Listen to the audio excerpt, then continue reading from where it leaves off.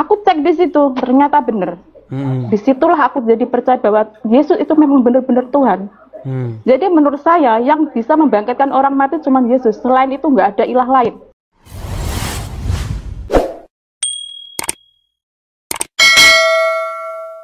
Kita lanjut lagi, ada Ana.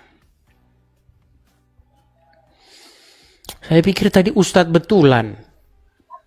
Ya, Ana, silahkan nyalakan kamera. Halo. Halo, Ana, silahkan nyalakan kamera, Ana.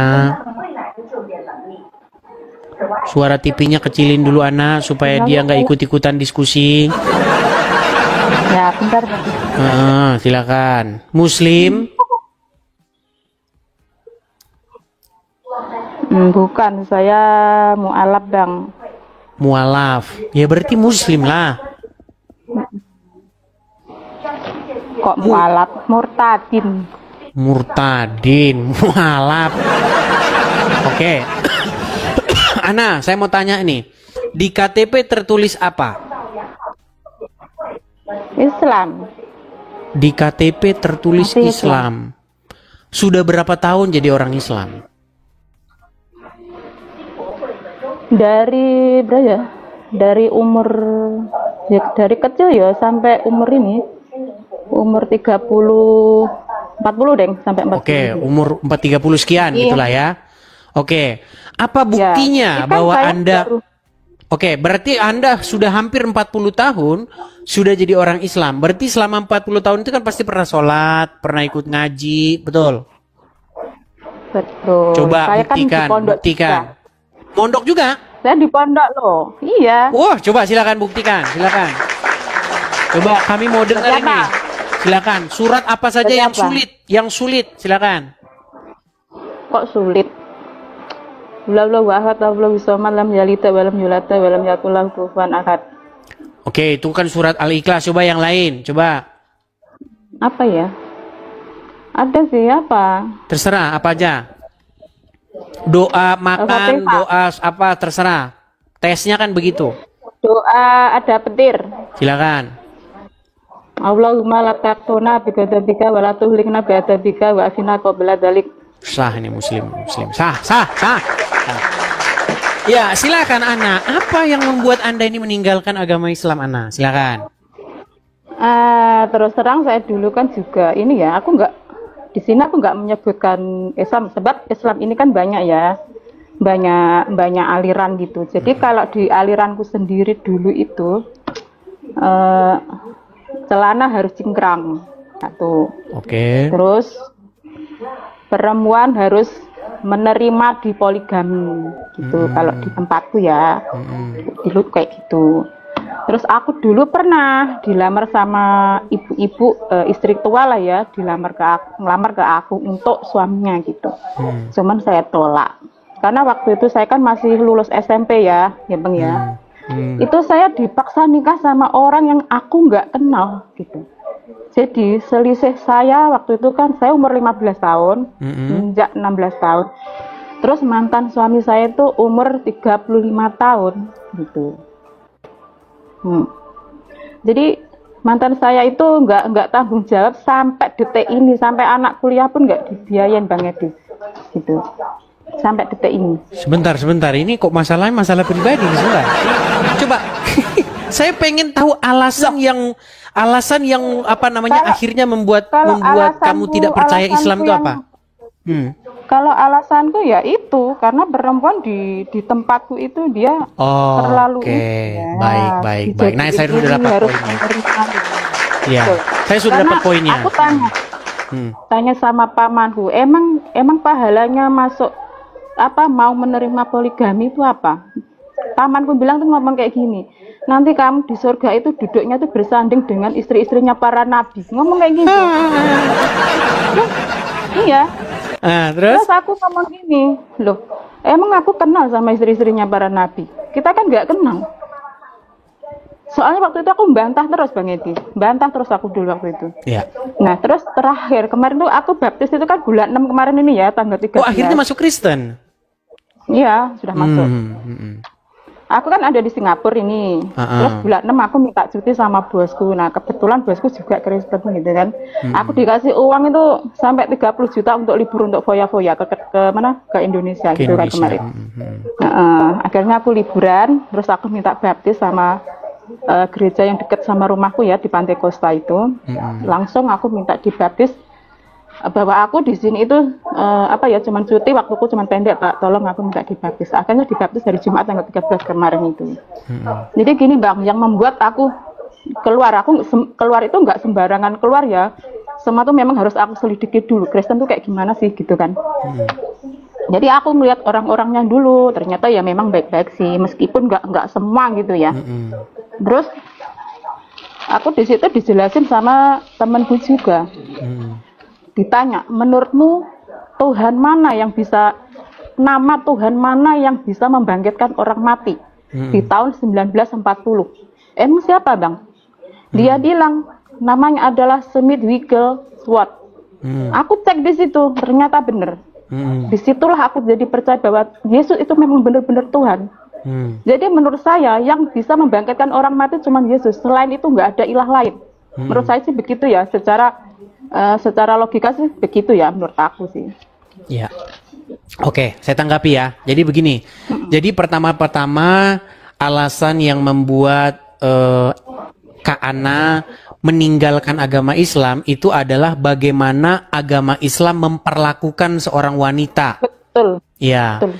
Jadi memang kalau kita belajar agama Islam, memang wanita itu diperlakukan memang ya sedemikian rupa lah. Bahkan kalau ada sebuah negara, kita kasih contoh ya, misalnya negara-negara yang berbalik dari negara demokrasi ke negara Islam. Contohnya Afghanistan, Pakistan, dan lain sebagainya. Itu perempuan-perempuan pada kabur dari sana. Kenapa perempuan-perempuan pada kabur? Karena perempuan itu akan benar-benar dikekang sekali.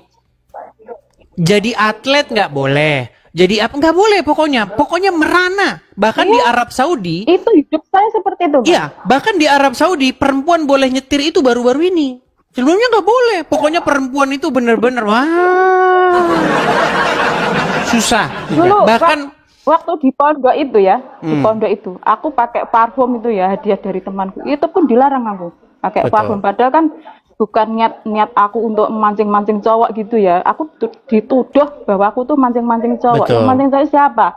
Oh, aku mikirku kan gini, di sini cowoknya jelek-jelek, nggak ada yang ganteng sih menurut aku, beneran. Betul. Maksud saya begini. Jadi memang kalau dalam ajaran agama Islam itu memperlakukan wanita itu sedemikian rupa sehingga perempuan itu seperti tidak punya hak lagi untuk ngapa-ngapain selain daripada organ reproduksi saja. Ini mohon maaf ini, memang harus begitu. Jadi perempuan itu hanya seperti mesin reproduksi anak saja, tidak lain daripada itu dalam diperlakukan orang-orang perempuan. Betul, bahkan sebab pamanku sendiri ya, itu pengurus pondok Bang Edis. Pondoknya itu pondok terkenal dan dia pondoknya gede banget karena pamanku bahkan dulu tuh kaki tangannya Bapak Imam Abdul Sweh. Selanjutnya aku nggak mau nyebutin di sini. Oke, saya lanjutin ya. Gini, menurut Muhammad mayoritas perempuan itu menjadi penghuni neraka. Terus segala sesuatu ini bahkan ada seorang kalau Ana tahu ada seorang pendebat Islam itu namanya Rifa.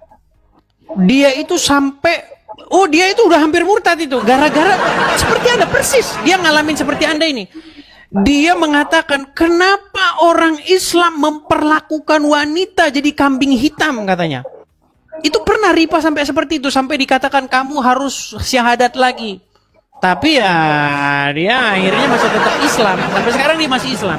Dia bilang begini, negara hancur karena ulama, ulama hancur karena wanita. Wanita yang disalahin lagi. Apa-apa karena wanita. Nanti terseret karena wanita. Rambut wanita kalau terlihat satu masuk neraka 70 tahun. Iya. Soalnya pamanku sendiri Bang. Kalau ada rambut wanita jatuh kelihatan dilihat oleh orang lain, maka satu rambut itu 70 tahun Anda di neraka. Jadi setelah saya selidik, sebenarnya ini bukan agama Islam sebenarnya, aslinya. Sebenarnya ini adalah bagaimana orang-orang di sana yang tukang makan kambing itu berhawa nafsu besar. Nah, mereka sangat hawa nafsunya tinggi, panas terus bawaannya. Jadi nggak bisa ngeliat perempuan, nggak bisa. Nah, ada muhrim bahaya, ada bahaya.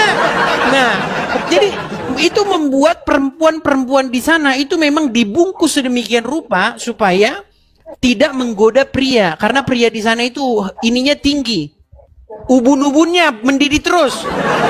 Nah, sehingga kalau kita baca Al-Quran, itu ada larangan istri-istri Muhammad tuh nggak boleh keluar rumah. Nggak boleh keluar rumah istri Muhammad. Nah, sehingga itu dikembangkan tuh. Jadi bukan istrinya Muhammad saja. Jadi semua perempuan-perempuan tuh harus dibungkus. Makanya kita banyak melihat perempuan-perempuan cadaran begitu kan, sampai bajunya nutupin lampu sen. Itulah yang diperlakukan oleh orang Islam terhadap perempuan. Gitu. Betul banget. Dan banyak hal-hal lagi. Sendiri pun istrinya 4, Bang. Ya.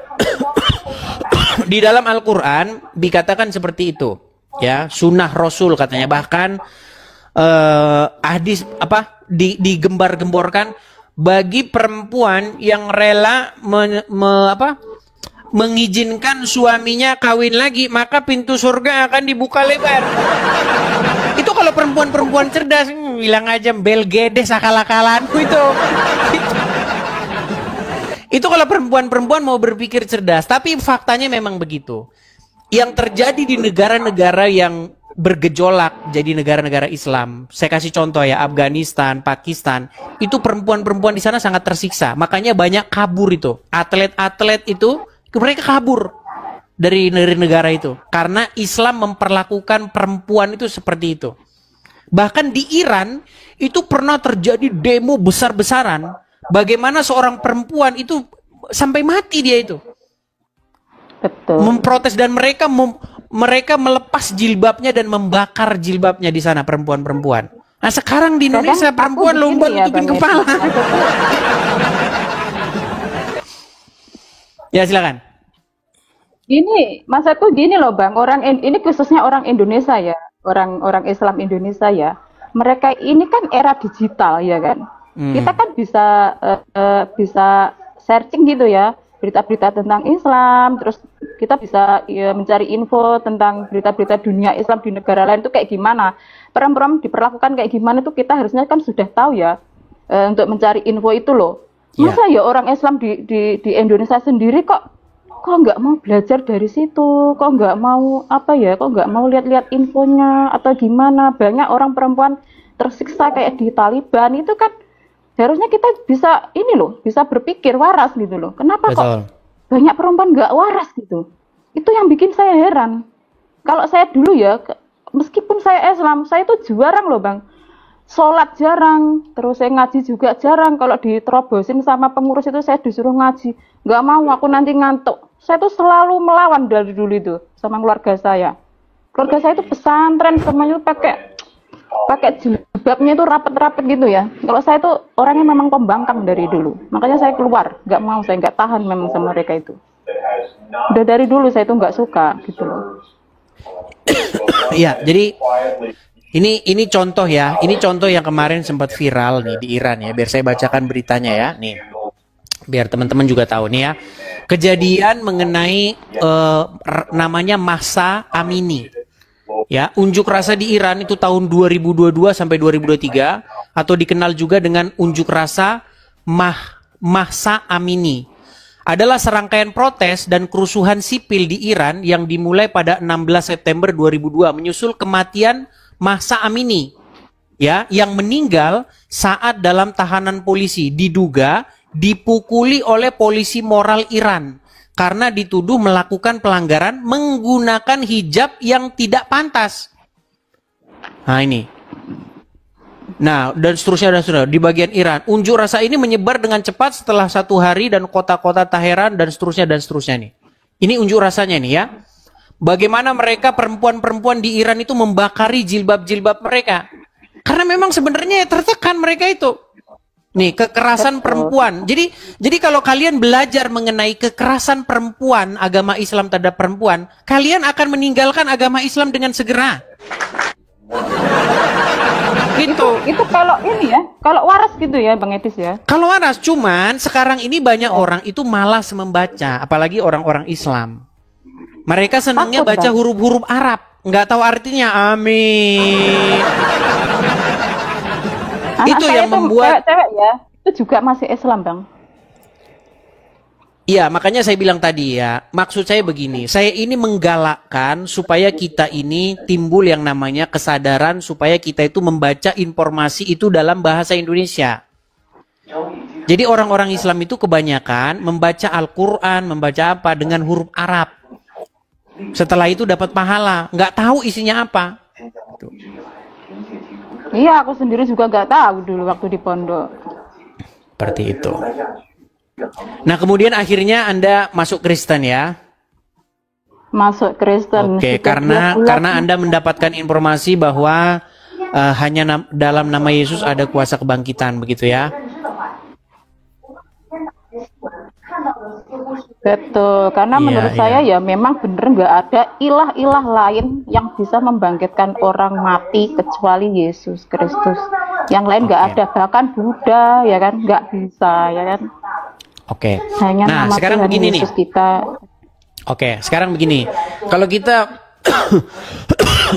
belajar mengenai apa yang ada dalam agama Islam, jelas-jelas Muhammad itu dia tidak punya mujizat. Walaupun belakangan dikarang oleh orang-orang Islam, Muhammad punya mujizat. Dikarang lah, dari tangannya keluar air lah, inilah. Itu karangan-karangan yang muncul belakangan. Di dalam Al-Quran sendiri, Muhammad itu tidak punya mujizat. Dia dikatakan sebagai orang-orang yang menunggu-nunggu. Begitu. Tidak ada mujizat padanya. Iya, Seperti betul. itu. Jadi ya pesan yang mau kita sampaikan di sini kepada yang muslim-muslim, ayo jangan takut untuk mengambil langkah yang ekstrim begitu, seperti Bu Ana gitu. Oke, ada yang mau disampaikan lagi? Iya Bang, ada. Ya? Pesanku gini, coba ini untuk perempuan-perempuan Muslim ya, bukan perempuan aja ya, khususnya semua perempuan dan ya siapapun itulah, entah bagaimanapun agamanya apapun, coba cek di ini ya, cek di Google itu namanya apa itu Smith Wigglesworth. Coba kalian baca di situ. Itu aja sih pesan Bang. Oke. Oke, hanya itu ya. Ya. Oke, baik, saya Makasih turunkan ya, ya. Bang. Sama-sama. Ya, teman-teman, kalau kita buka forum kesaksian-kesaksian murtadin itu nanti nggak akan henti-hentinya ya. Setiap hari selalu ada begitu. Makanya Uncu PI dengan Juma udah kebakaran. Sialan, tiap hari murtad aja nih.